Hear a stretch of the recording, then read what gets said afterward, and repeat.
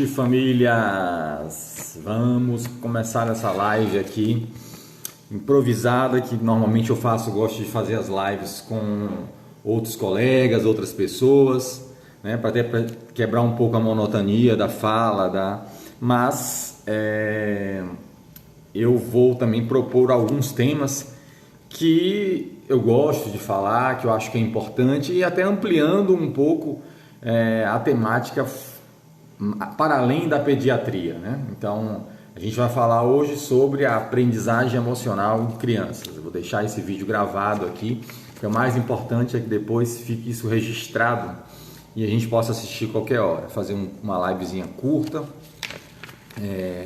com pouco tempo, para que a gente também não fique cansado até no final do dia.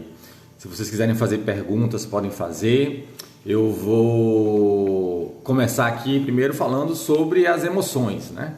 Na nossa sociedade, a gente não valoriza as emoções, né? Isso eu acho que tá bem óbvio para todo mundo. A própria educação não prioriza a aprendizagem emocional. Não se fala sobre isso, não se utiliza estratégias de desenvolvimento emocional e muito pelo contrário, a gente tende a ignorar, a jogar as emoções para debaixo do tapete, e é assim que a gente vem aprendendo a lidar com as emoções, né? E não só nós adultos, no mundo adulto, mas as crianças também.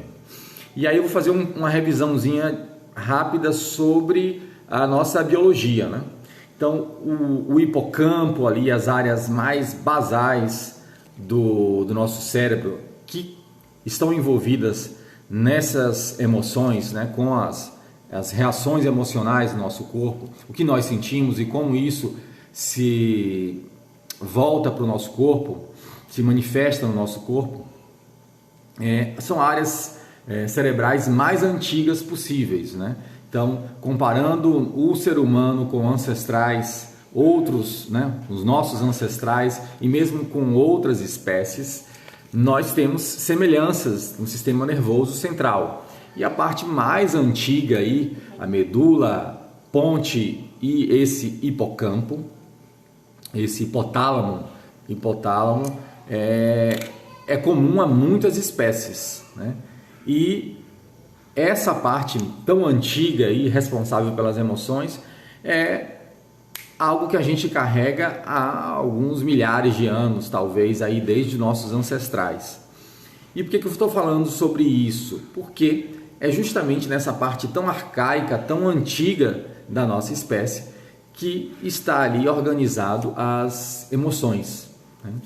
Só acima disso, só depois a área cortical, a nossa espécie passou então a desenvolver uma área cortical, que é a área que está acima do hipotálamo, e que então começa a racionalizar aquilo que nós vemos e até mesmo aquilo que nós fazemos e aquilo que nós sentimos, né? Então o ser humano passa por essa evolução aí dos outros animais, assim como os outros animais, de sentir, das emoções, dos instintos, da fuga, do estresse, da sobrevivência.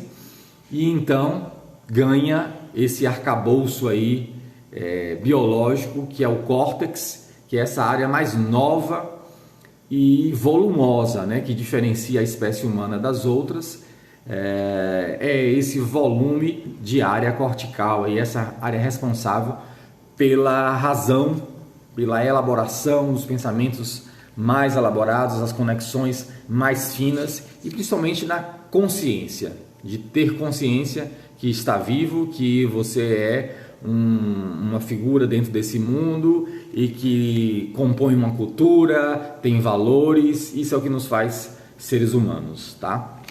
Então, o desenvolvimento da criança, agora a gente chega então no desenvolvimento da criança.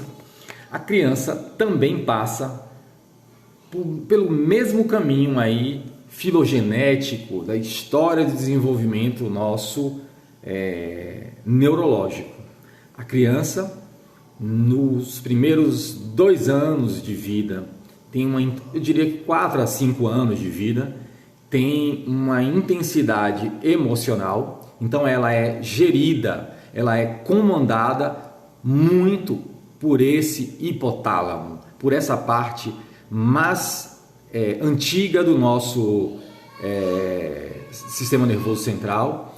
E é aí então que começa o nosso papo de hoje. Boa noite, Danson. E aí, como é que estão os meninos? Então, essa área aí, o hipotálamo, é o que predomina nas crianças pequenas. Então, crianças pequenas é a nossa primeira reflexão. Crianças pequenas não conseguem compreender regras, não conseguem compreender explicações elaboradas e limitações do seu desejo. Se ela funciona gerenciada por esse hipotálamo, que é um centro das emoções, dos instintos, do que mantém o nosso corpo vivo, do nosso desejo, é só isso que ela sabe, tá? E é isso que a gente vai ter que começar a trabalhar. Falando sobre os bebês, né? Lá nos primeiros meses de vida, o que um bebê precisa é de cuidado e ele precisa se sentir seguro, né? Acalentado e alimentado. Tá? As necessidades de um bebê são mais instintivas possíveis, é se alimentar, dormir e receber esse cuidado elementar aí, da troca da fralda, de um banho, de um colo, de um aconchego. Se você tem algo para dar ao seu filho, talvez acho que nos primeiros 6 meses de vida, é esse cuidado físico, mas não só físico, é essa troca relacional intensa com as emoções. O seu filho, desde muito cedo, talvez ainda na gestação, precisa desenvolver a percepção de que ele é amado, de que ela é amado. E assim ela vai conseguir se sentir segura, ter a certeza de que pode desbravar o mundo, pode começar a andar, explorar esse mundo aí fora, e tem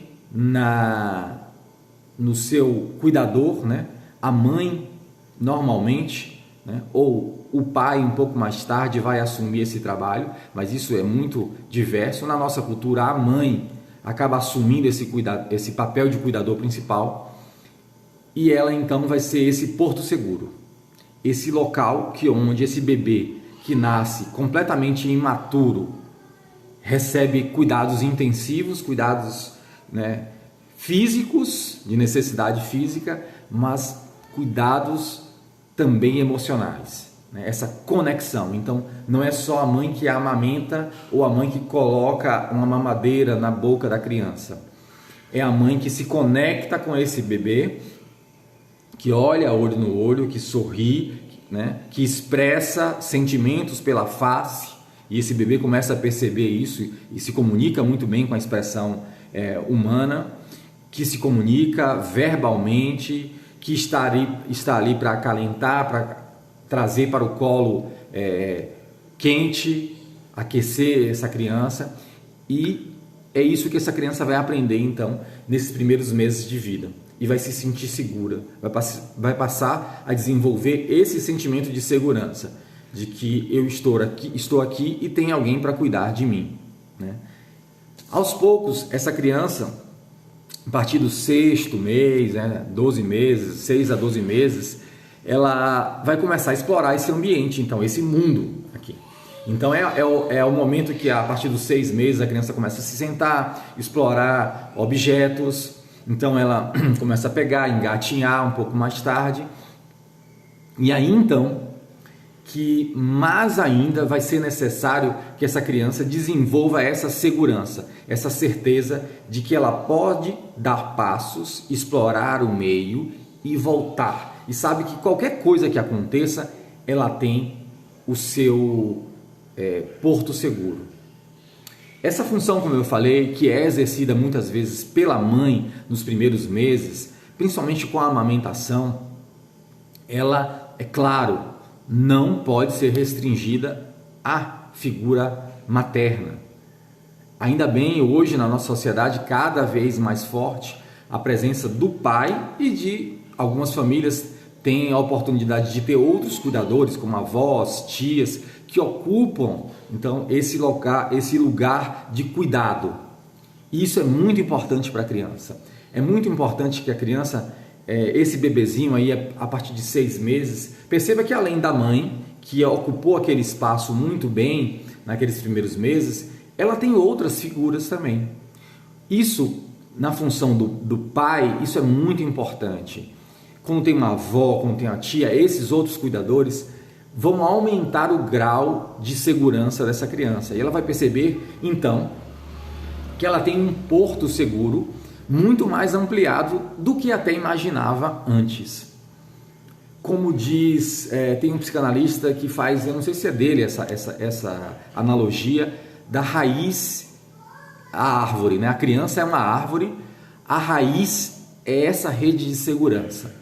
A criança que é bem cuidada nesse primeiro ano de vida e desenvolve essa relação de segurança com seus cuidadores, tem uma raiz forte, ela se fixa bem, ela consegue então, e se ela se fixa bem, ela está ereta, fixada, pode vir vento, chuva, ela vai estar ali firme, não só para isso, mas ela consegue se nutrir, ela consegue penetrar nesse solo e ir a profundezas mais distantes e crescer. Essa analogia da árvore eu acho genial, não sei se é do Capelato mesmo, mas traz no livro dele. Então essa criança, quanto mais firme e segura se sente, ela consegue crescer e alcançar essa copa, que é a libertação, que é o desenvolvimento, a liberdade da criança e futuramente ela alcançar a idade adulta. É uma analogia bem bacana. Daí então a importância desses outros cuidadores. É muito bacana quando essa criança tem esses outros cuidadores, porque ela tira o foco da mãe e ela aumenta o grau de segurança. Tá? Beleza. Então vamos começar a falar agora sobre como essa criança, a partir de 1 ano de idade, vai começar a se comportar. Então a criança de 1 ano de idade já não é mais aquele bebezinho que precisava apenas comer, mamar, dormir e trocar fralda e ter um colo de aconchego, e também já não é mais aquele bebezinho de 6 a 12 meses que já consegue explorar um ambiente, mas com uma limitação muito grande e ainda consegue compreender, não se comunica, não desenvolveu a linguagem e alcança então esse 1 ano de idade. 2 coisas acontecem com 1 ano de idade. A média, né? É a habilidade de andar. Né? A habilidade de andar dá uma liberdade física para a criança enorme. A criança começa a perceber que ela se distancia dos seus cuidadores, que ela é capaz de alcançar lugares que ela não alcançava, de explorar a sua curiosidade ao máximo. Outra coisa que acontece a partir de 1 ano é a linguagem. A linguagem também dá uma potencialidade, um crescimento para a criança muito grande. Através da linguagem, ela consegue se comunicar e expressar os seus desejos. Aquela criança que antes apenas chorava, agora consegue dizer com palavras o que quer, se quer a água, se quer o alimento, ou se quer o pai, se quer a mãe. Ela começa a jogar com palavras, ela começa a negociar com palavras. Então a linguagem é um marco também muito importante. Bem, e aí então essa criança de 1 ano de idade, ela entra numa fase intensa de socialização. É uma criança que não está mais restrita a um ambiente doméstico, um ambiente muito restrito da família, do quarto, ela já socializa. É uma criança que muitas vezes vai entrar, né? Vai entrar na escola, vai entrar na creche, vai frequentar lugares coletivos. Então o que marca essa fase é da socialização. E uma capacidade de compreensão, de perceber o mundo mais elaborada. Essa criança, então, cognitivamente, lembra lá do córtex, né? Para além acima do hipotálamo, esse córtex começa a se desenvolver. Não é à toa que ela começa a andar e começa a falar. Bem, aí então nós vamos falar sobre as estratégias principais na aprendizagem emocional dessas crianças. Número 1, a comunicação. Se você quer ensinar, promover a aprendizagem emocional do seu filho sem comunicação ou com uma comunicação inadequada, vai ficar difícil. A forma como você fala com o seu filho, a forma como você fala com a sua companheira, a forma como você fala com as pessoas que estão na sua casa. Essa comunicação é uma relação quase que energética e a criança percebe isso, né? É aí que a criança vai aprender que as pessoas trocam afetos, a comunicação, e ela também está aprendendo a se comunicar. Ela vai desenvolver essa comunicação com aquilo que ela vê e aquilo que ela recebe. Então, dependendo de como você se comunica com o seu filho, ele também vai aprender a mesma coisa. Aí a gente vai chegar naquelas dúvidas que de vez em quando aparecem, né? Meu filho é muito teimoso, né? Vamos dar o exemplo, aprender com casos aqui. Meu filho é muito teimoso. O que habitualmente, eu vou citar aqui casos comuns, né? Habitualmente acontece com uma criança teimosa, uma criança que diz não o tempo todo, é uma criança que está sempre peitando, enfrentando os pais. Bem, possivelmente essa criança também tem essa mesma relação dos pais consigo mesmo. Então é uma criança que ouve muito não, né? Não, não pode isso aqui. Não, não pode isso aqui. Ou então é aquele mesmo que seja num olhar, né? Um olhar mais rígido e está sempre limitando o desejo dessa criança. Criança não tem que ter limite, é isso que eu estou falando? Não, não é isso. Mas a comunicação com uma criança não pode ser com um grito de não ou uma cara feia e, enfim, aquela ordem ou uma ofensa até, né? Uma ofensa verbal ou ainda uma ofensa física. Se você se comunicar assim com seu filho, a tendência é que ele vai repetir isso aí, a mesma coisa. Então, começa a se observar, a dica então seria começa a se observar. Como é que eu me comunico com meu filho? Como é que eu me comunico com minha esposa, minha companheira, meu companheiro, dentro de casa, os membros familiares? Como acontece essa comunicação? Né? Principalmente nas relações, tá? Então vamos dar outro exemplo aqui, é a criança que vai estar ali dentro de casa e, sei lá, está com visita em casa e a criança está subindo num móvel que tem um risco. Tá. Primeira coisa que eu tenho que pensar então, bem, como é que eu vou me comunicar com meu filho? Bem, eu posso ir lá, pegar a criança, ela pode manifestar uma birra, uma explosão de sentimentos, isso vai ter que ser validado, tá? As birras, eu vou falar logo após, precisam ser manejadas de maneira inteligente, porque a criança expressa desejo. E esse desejo nem sempre vai ser executado, mas as expressões emocionais, as emoções estarão ali. Isso nunca deixará de existir. Quando essa criança deixa de subir naquele imóvel, ela tem um desejo que foi limitado, né? E ela vai se sentir frustrada, vai ter raiva, ela vai ficar triste, ela vai ter todo esse furacão de sentimentos. É normal, esperado e saudável que ela tenha tudo isso.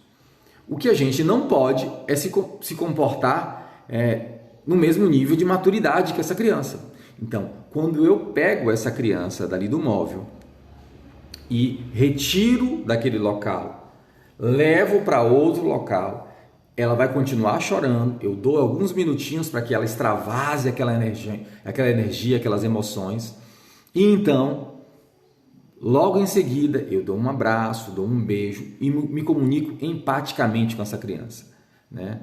Lucas eu sei que você ficou triste, eu estou percebendo que você está irritado. Eu nomeio sentimentos. Aprender a nomear sentimentos é muito importante.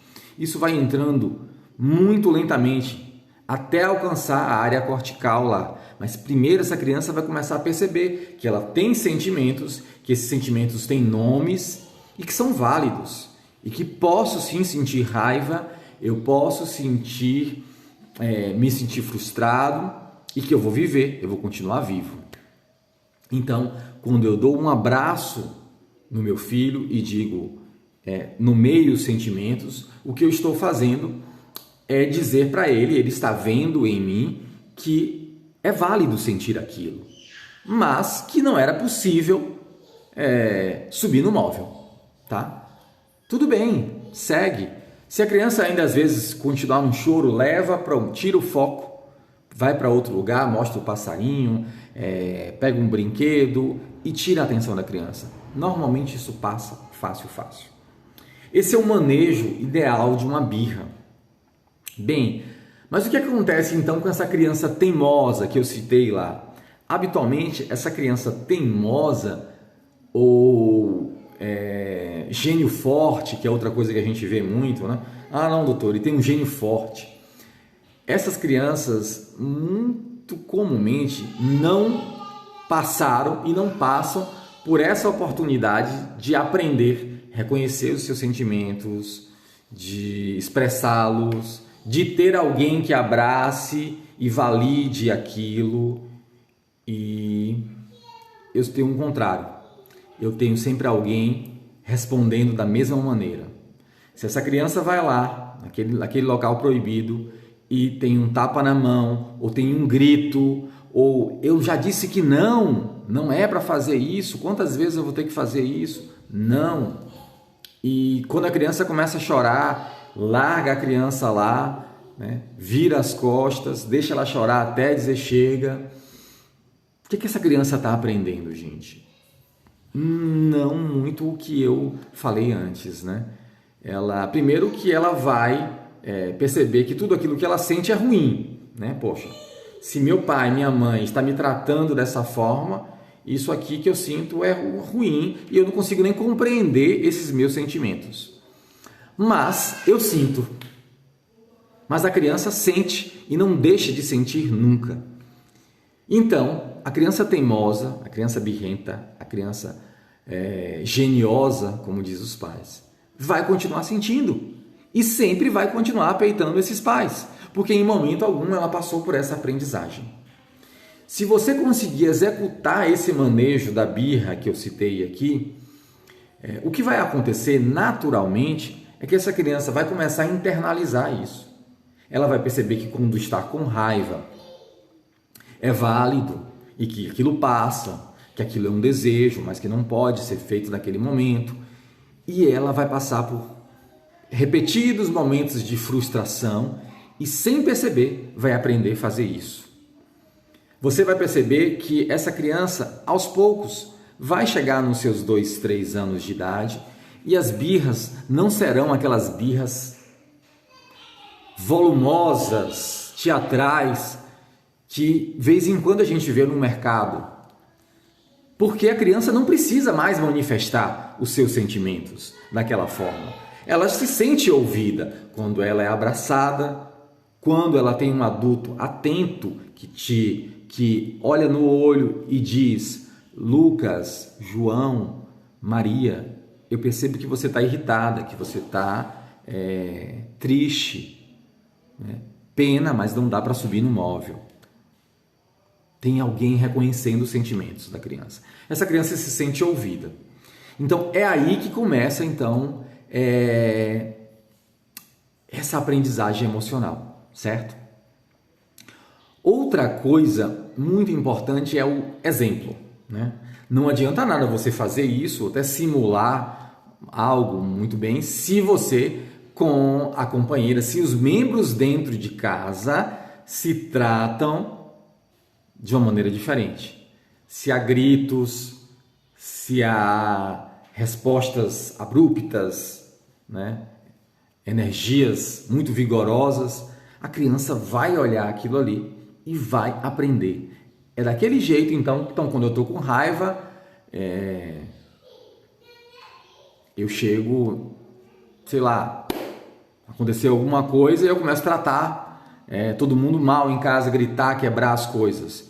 Bem, meu pai está com raiva e é assim que ele faz. Ele quebra as coisas, ele me trata mal, ele trata a minha mãe mal. É assim que é. Então isso é o válido, certo? Esse é o exemplo. Quando você começar a perceber um comportamento no seu filho, a primeira coisa que você tem que começar a se perguntar é: de onde vem esse comportamento? Onde essa criança está aprendendo isso? Essa é a pergunta que eu devo fazer, tá bom? O exercício de cuidar é muito complexo. Eu não estou dizendo que você não vai sentir raiva, não vai perder a paciência nunca com seu filho. Nesses stories dessa semana, alguns comentários do tipo: eu me senti culpada porque eu gritei com meu filho. Você vai gritar e você deve gritar em algum momento. Mas uma das coisas que a gente discutiu lá nos stories era que um tempo depois, alguns minutos depois, pode ser até a hora depois, mas que seja um pouco depois, não seja no dia seguinte ou uma semana depois, porque senão as coisas se diluem e a criança nem compreende mais o que aconteceu. Mas uma hora depois que seja, você vai voltar para o seu filho e vai dizer: poxa, papai gritou com você, ele estava muito chateado, porque ele não gosta, ele se sente chateado com essa situação, e eu gostaria que isso não se repetisse, inclusive, Joãozinho, e por isso que o papai gritou. Papai não deve fazer isso, foi uma atitude errada, eu gritei e me senti mal porque eu gritei e destratei você. Isso não é a melhor maneira de tratar você, mas eu queria te pedir desculpa e tentar que você compreendesse que papai ficou chateado.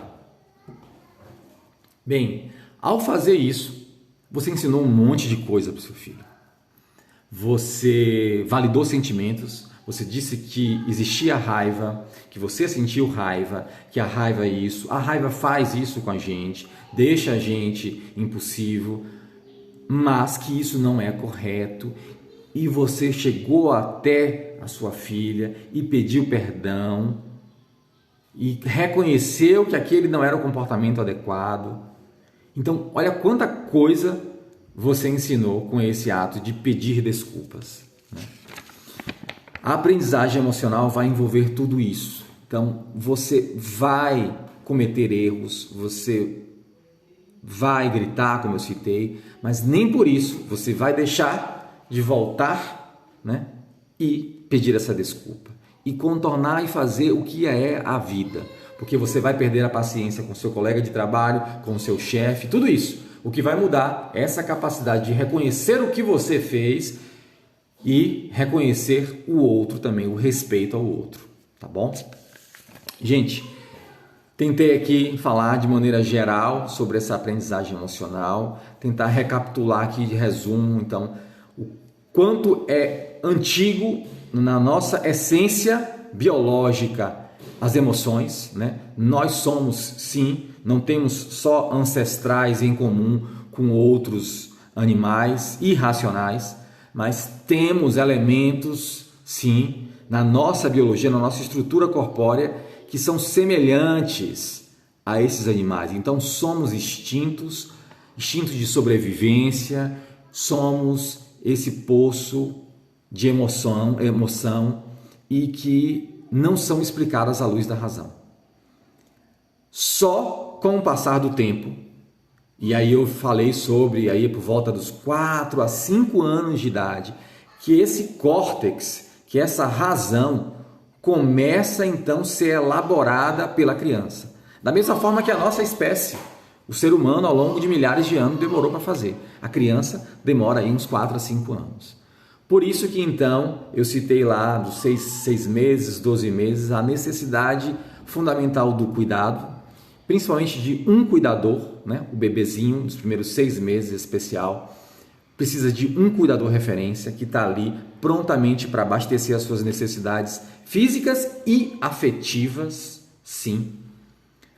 A partir então de 1 ano de idade, a gente começou a perceber que essa criança se desenvolve mais e precisa de outras formas de aprendizagem, que foi aí que eu utilizei o exemplo da birra, do manejo das emoções nas birras, tá? Falamos sobre o exemplo, o exercício, as falhas e enfim, eu acho que aí a gente consegue recapitular um pouco do que a gente discutiu aqui, tá bom? Obrigado, gente, obrigado pela presença. Se vocês gostaram, compartilha, marca aí a galera e segue em frente. Isso é algo muito difícil, não se fala sobre isso na nossa sociedade. Todavia, eu percebo um número muito crescente de pais que se preocupam com isso, que querem fazer diferente do que talvez tiveram a oportunidade, e isso a gente começa por aqui, né? Fazendo um momento como esse, uma discussão. Então troca lá, compartilha com os conhecidos, as amigas, os amigos, e vocês podem inclusive compartilhar entre si aí as suas fragilidades, dificuldades. Isso é uma forma também muito bacana, quando a gente troca fragilidades. Eu tenho dificuldade de fazer isso. É melhor do que aquela foto no Instagram de tudo perfeito, né? Com o seu filho, tá tudo... Não, tá todo mundo passando pela mesma dificuldade, gente. Então aprendam aí a trocar experiências, que eu acho que é outra dica final para a gente terminar essa live aqui, tá bom? Um abraço, obrigado, boa noite.